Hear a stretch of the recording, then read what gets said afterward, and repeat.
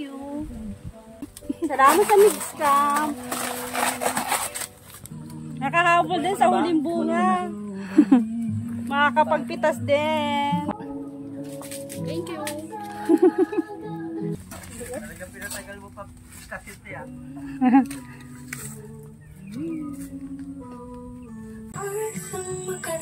Excited lang?